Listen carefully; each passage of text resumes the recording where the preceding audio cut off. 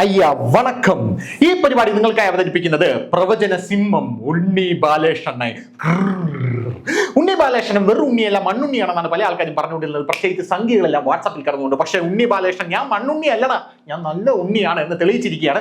കഴിഞ്ഞ ദിവസം റിപ്പോർട്ടർ ടിവിയുടെ ആന്റണി അണ്ണൻ നല്ല വലിയ തടിയൊക്കെ കൊണ്ടുള്ള നല്ല മേശയൊക്കെ ഉണ്ടാക്കിയിട്ടിട്ട് അതിന്റെ മോളിൽ കയറി എന്ന് പറയാണ് പ്രവചന സിംഹമായിട്ടുള്ള ഉണ്ണി ബാലകൃഷ്ണനെ നമ്മൾ എടുത്തു തന്നെ ഇതുകൊണ്ടാണ്. കാരണം അണ്ണന്റെ പ്രവചനം എന്ന് പറഞ്ഞാൽ അമ്മാതിരി പ്രവചനമാണ്.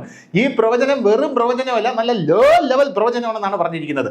അങ്ങനെ പ്രവചന സിംഹമായിട്ടുള്ള ഉണ്ണി ബാലകൃഷ്ണനെ എക്സിറ്റ് പോൾ ഫലങ്ങൾ വന്നപ്പോൾ ഒന്ന് എയറിലോട്ട് പോയതായിരുന്നു. കാരണം ആ സമയത്ത് അണ്ണന്റെ ഇരിപ്പ് ഒന്ന് കാണണമായിരുന്നു. ഒരു രക്ഷയില്ല, അണ്ണന് സങ്കടം സഹിക്കാൻ വയ്യായിരുന്നു. കാരണം നരേന്ദ്രമോദിയെ തുറുങ്കിലടയ്ക്കണം എന്ന് വരെ പ്രവചിച്ച പ്രവചന സിംഹമാണ്. എന്റെ അഭിപ്രായത്തിൽ പോൾ നീരാളി പോലും ഇങ്ങനെ പ്രവചിച്ച് കാണില്ല. അണ്ണനെ നമ്മൾ ഔദ്യോഗിക പ്രവചന സിംഹമായിട്ട് കേരള സർക്കാർ പ്രഖ്യാപിക്കണം എന്ന് മാത്രമേ എനിക്ക് പറയാനായിട്ടുള്ളൂ.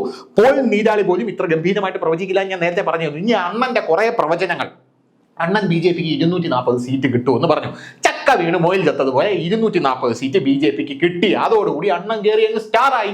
പക്ഷേ അണ്ണന്റെ ഈ പ്രവചനം മാത്രം നമുക്ക് നോക്കിയാൽ പോലല്ലോ, വേറെ പല ലോ പ്രവചനങ്ങളും നമുക്കെടുത്ത് നോക്കേണ്ടതായിട്ടുള്ള കാര്യമുണ്ടല്ലോ. അയ്യോ അണ്ണ പ്ലീസ് ഡോണ്ട് മിസ്അണ്ടർസ്റ്റാൻഡ് മീ, സംഖ്യകൾ കിടന്ന് ഓളം വയ്ക്കുന്നു. അതുകൊണ്ട് നമുക്ക് ഇതൊക്കെ ഒന്ന് പരിശോധിക്കണം എന്നുള്ളത് കൊണ്ട് തന്നെ അണ്ണന്റെ വേറെ പല പ്രവചനങ്ങളും നമുക്ക് എടുത്തിട്ട് നോക്കാം. കമന്റ് അടിക്കാൻ വരുന്നതിന് മുമ്പ് നീ ഈ പ്രവചനം ഒന്ന് കേള്. അണ്ണന്റെ ഭയങ്കര പ്രവചനമാണ്. അണ്ണന്റെ ആദ്യത്തെ പ്രവചനം എന്ന് പറഞ്ഞാൽ ഇതാണ്. പ്രവചന സിംഹം ഉണ്ണി ബാലകൃഷ്ണൻ അവതരിപ്പിക്കുന്നു. തിരുവനന്തപുരത്ത് BJP 3-ാം സ്ഥാനത്തേക്ക് പിന്തള്ളപ്പെടും. അണ്ണൻ പറഞ്ഞതുപോലെ തിരുവനന്തപുരത്ത് BJP 3-ാം സ്ഥാനത്തല്ല, ഞോട്ടയ്ക്കും പിന്നിൽ പോയി. രാജീവ് ചന്ദ്രശേഖരൻ മുണ്ടും തുണിയില്ലാതെ കിടന്ന് ഓടെയാണ് എന്നുള്ളതാണ് അടുത്ത കാര്യം. അതോടുകൂടി അണ്ണന്റെ പ്രവചനം അച്ചട്ടായോ സമ്മതിച്ചു തരണം എന്നാണ് കമ്മികളൊക്കെ വിചാരിക്കുന്നെങ്കിൽ തിരുവനന്തപുരത്ത് രാജീവ് ചന്ദ്രശേഖരൻ 2-ാം സ്ഥാനത്താണ്. 15,000 വോട്ടുകൾ, വെറും 15,000 വോട്ടുകൾക്കാണ് രാജീവ് ചന്ദ്രശേഖരൻ തിരുവനന്തപുരത്ത് തോറ്റത് എന്നുള്ളത് വേറൊരു കാര്യം. അപ്പൊ അണ്ണന്റെ പൊളിഞ്ഞുപോയ പ്രവചനങ്ങളിൽ ഒരു പ്രവചനം ഇതാണ്. ഇനി പ്രവചന സിംഹ അണ്ണന്റെ രണ്ടാമത്തെ പ്രവചനമാണ് ഏറ്റവും വലിയ ഗംഭീര പ്രവചനം എന്ന് പറയുന്നത്. സൗത്ത് ഇന്ത്യയിലെ BJPയിലെ സീറ്റുകളിൽ ചോർച്ചയുണ്ടാകും എന്നാണ് അണ്ണൻ പറഞ്ഞിരിക്കുന്നത്. ചോര എന്തോ പൊത്ത തൊട്ടിയല്ലേ സൗത്ത് ഇന്ത്യ, സീറ്റ് ചോർന്നു പോകാനായിട്ട്. അങ്ങനത്തെ പ്രവചന സിംഹമാണ് അണ്ണൻ അവിടെ നടത്തിയത്. കഴിഞ്ഞ തവണ സൗത്ത് ഇന്ത്യയിൽ BJP നേടിയതിനെക്കാട്ടിലും കൂടുതൽ സീറ്റുകൾ, അതായത് 30 സീറ്റുകളാണ് ഇത്തവണ BJP സൗത്ത് ഇന്ത്യയിൽ നേടിയത്. പിന്നെ എവിടെയാണ് അണ്ണ BJP സൗത്ത് ഇന്ത്യയിൽ ചോർന്നു പോയത് എന്ന് അണ്ണൻ ഒന്ന് പ്രവചിച്ചാൽ കൊള്ളായിരുന്നു. വീണ്ടും ഒരു പ്രവചനം കൂടെ ആവാൻ കുഴപ്പമില്ല. അതായത് സൗത്ത് ഇന്ത്യയിൽ BJP ഇത്തവണ കേരളത്തിൽ പോലും NDA ഒരു അക്കൗണ്ട് തുറന്നു. BJPയുടെ അക്കൗണ്ടാണ്, NDAയുടെ അക്കൗണ്ട് പോലും അല്ല. BJPയുടെ അക്കൗണ്ട് സുരേഷ് ഗോപി വഴി കേരളത്തിൽ താമര ഇത്തവണ BJP വിരിച്ചെടുത്തു. എവിടെ? നമ്മുടെ കേരളത്തിൽ വിരിച്ചെടുത്തു. ഒന്നാമത്തെ കാര്യം. രണ്ടാമത്തെ കാര്യം, സൗത്ത് ഇന്ത്യയിൽ കർണാടകയിൽ കഴിഞ്ഞ തവണ 25 സീറ്റ് ഉണ്ടായിരുന്നു. രേവണ്ണയുടെ പ്രശ്നം വന്നിട്ട് പോലും 17 സീറ്റ് BJP അവിടെ നിലനിർത്തി എന്നുള്ളതാണ് പ്രധാനപ്പെട്ട ഒരു കാര്യം എന്ന് പറയുന്നത്. ഇനി അടുത്തൊരു കാര്യം എന്ന് പറയുന്നത്, കേരളത്തിൽ ഒരു സീറ്റ് കിട്ടി. ഒരു സീറ്റും കിട്ടാത്ത തെലങ്കാനയിൽ 0-ൽ 8 സീറ്റായി. എന്റെ പള്ളി, അതും BJP ഒറ്റയ്ക്കാണ് 8 സീറ്റ്. അലയൻസ് അല്ല, BJP ഒറ്റയ്ക്കാണ് 8 സീറ്റ് നേടിയെന്ന് പറഞ്ഞാൽ.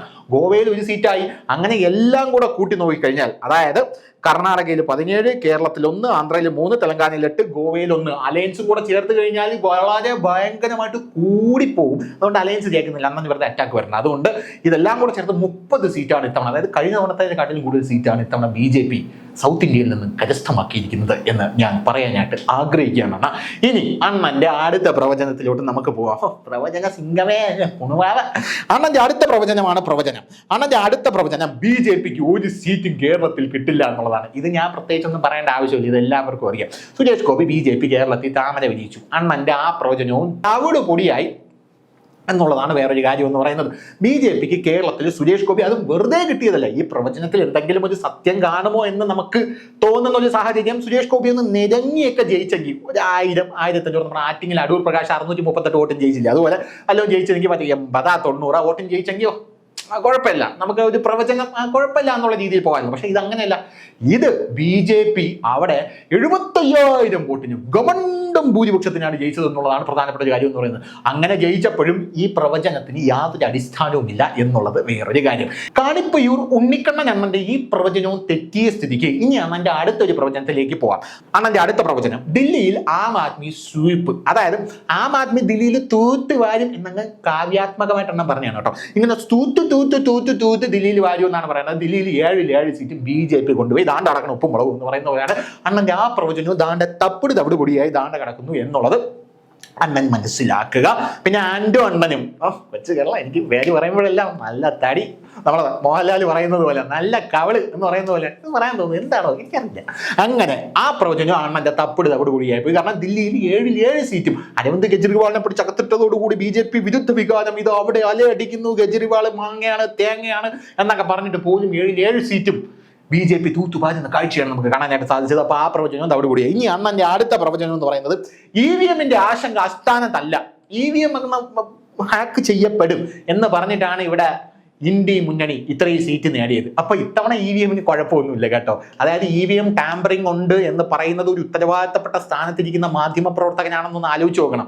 തെരഞ്ഞെടുപ്പ് കമ്മീഷനെയും TN ശേഷനെയൊക്കെ കുറിച്ച് വാദോരാതെ വഴിഞ്ഞൊഴുകുന്ന, പക്ഷെ തന്റെ രാഷ്ട്രീയവുമായിട്ട് ചേർന്ന് നിൽക്കുന്ന ആൾക്കാരെ മാത്രമേ അണ്ണൻ പോഴത്തുള്ളൂ. അല്ലാത്ത ആൾക്കാരൊന്നും ഞെഹി എന്ന് പറഞ്ഞാൽ ഞെഹി, അതാണ് അണ്ണന്റെ ഒരു സ്വഭാവം എന്ന് പറയുന്നത്. അതുകൊണ്ട് അത്രയും പറയുന്ന ഒരാളുടെ കയ്യിൽ നിന്നാണ് EVM ടാമ്പറിംഗ് രാജ്യത്ത് ഉണ്ടാവുന്നു എന്ന് പറയുന്നത്. ബാലറ്റ് പേപ്പർ ടാമ്പറിംഗ് ഉണ്ടായിട്ടുണ്ടല്ലോ, അത് ആരുടെ കാലത്താണെന്നും അണ്ണൻ അറിയായിരിക്കും, അതൊന്നും അണ്ണൻ മൊഴിയൂല. EVM ടാമ്പറിംഗ് ഉണ്ടായിട്ടുണ്ട്. അതായത് EVM ആശങ്ക അസ്ഥാനത്തല്ല എന്ന് പറഞ്ഞ ഒരു യൂസ്ലെസ് ആയിട്ടുള്ള നോൺസെൻസ് ആയിട്ടുള്ള ഒരു വീഡിയോ ആണ് അഴിച്ചു വിട്ടിരിക്കുന്നത്. ഇനി അണ്ണന്റെ അടുത്ത കാര്യങ്ങൾ നോക്കാം. അടുത്ത അണ്ണന്റെ പ്രവചനം എന്ന് പറയുന്നത് യമണ്ടം പ്രവചനം. വടക്കേ ഇന്ത്യയിൽ രാഹുൽ തിരങ്കമുണ്ടാകും എന്നാണ് പറഞ്ഞിരിക്കുന്നത്. ഭയങ്കര തിരങ്കം തന്നെ എന്ന് പറയാതിരിക്കാൻ വയ്യ.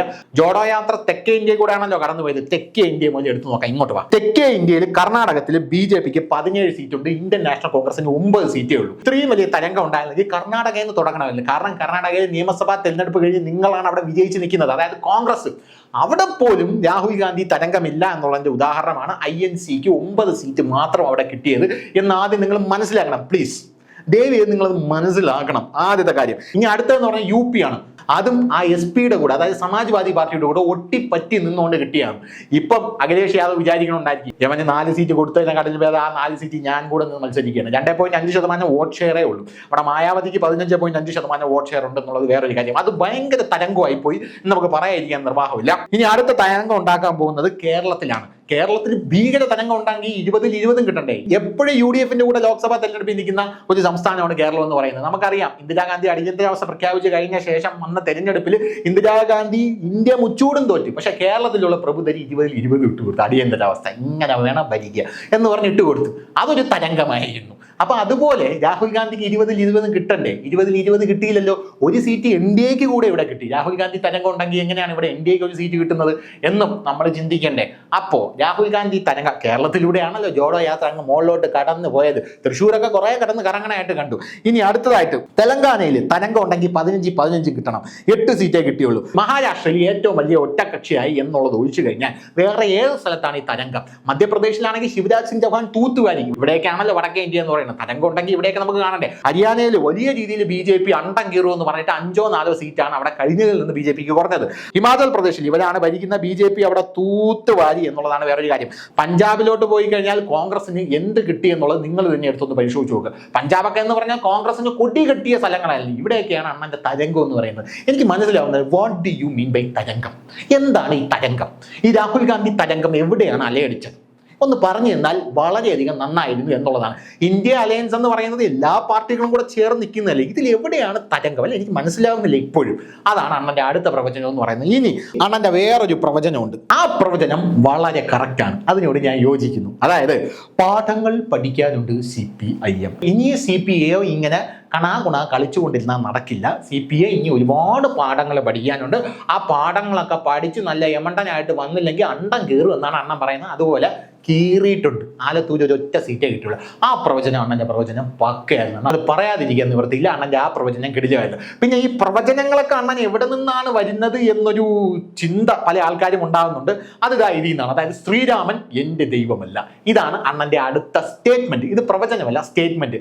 ഈ സ്റ്റേറ്റ്മെന്റിൽ നിന്നുള്ള മോട്ടീവിൽ നിന്നുള്ള ഫ്രസ്ട്രേഷനിൽ നിന്നല്ലെങ്കിൽ ഡിപ്രഷനിൽ നിന്നാണ് ഇത്തരത്തിലുള്ള പ്രവചനങ്ങളൊക്കെ ഉണ്ടാകുന്നത് എന്നാണ് നമുക്ക് മനസ്സിലാക്കാൻ സാധിക്കുന്നത്. എങ്കിലും പ്രവചന സിംഹമായിട്ടുള്ള കേരളത്തിന്റെ സ്വന്തം പോൾ നീരാളി അണ്ണൻ ഇനിയും ഗംഭീരമായി പ്രവചിക്കാനുള്ള കരുത്തും ആയുസ്സും ആരോഗ്യവും എല്ലാം ഈശ്വരൻ തരട്ടെ എന്ന് ഞാൻ ആശംസിക്കുന്നു.